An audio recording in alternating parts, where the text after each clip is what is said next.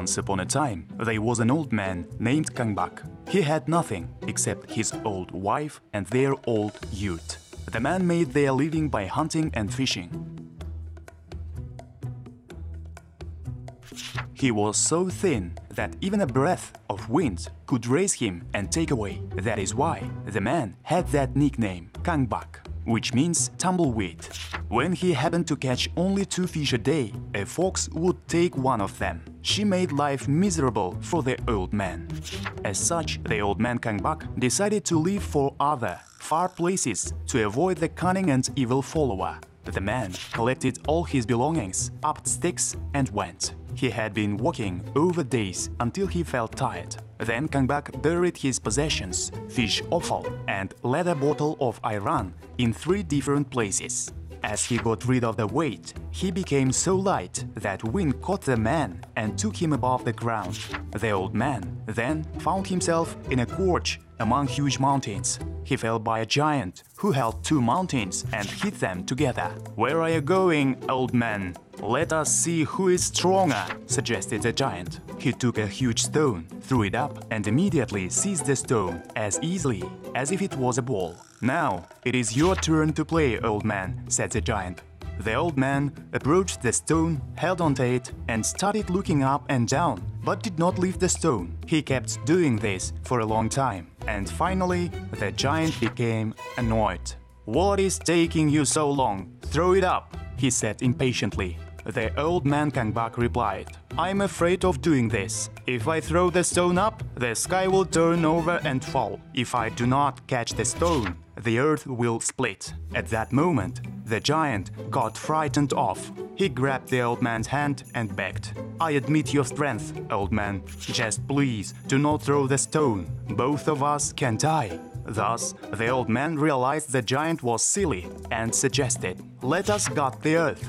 The giant agreed, made a flying start, and hammered on the ground with so much force that he got knee-deep in it. The old man Kanback made a flying start too, and kicked in the place where he had buried the fish offal. The giant was intimidated and thought the old man was no joke, so he decided to be reverent and yelling. Having tormented the giant, the old man Kanback said, "I'm done with you for today. Come to me tomorrow. If you have friends, bring them." The giant agreed and left. Then the old man Kanback returned to his place and told his wife, "Tomorrow we will have a giant and his friends." "What will we serve? We have nothing to eat," asked the old woman. "Do not worry. When the giant and his friends arrive, you tell me, 'What will we serve our dear guests?' We have nothing. Then do what I will say," the old man Kanback said, and handed a big hunting knife to the woman. On the next day, the giant with his 2 friends came to Kanback's yurt. The old woman then asked her husband, "What will we serve our dear guests? We have nothing." The old man replied, "If we have nothing, boil a head of a giant and breast of another one. As for our friend, you can fry him." As the old woman stood up and took the big knife, the giants started and ran away.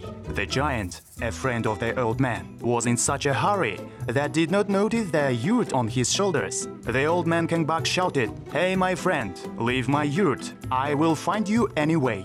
The giant dropped the yurt and hurried to catch up with his friends. Suddenly, the fox appeared under his feet. She asked the giant, "Where are you running so fast?" "Oh, don't ask. We are running from a dangerous man," answered the giant. "Look at you. How can you be afraid of him? Follow me. I will take revenge on him."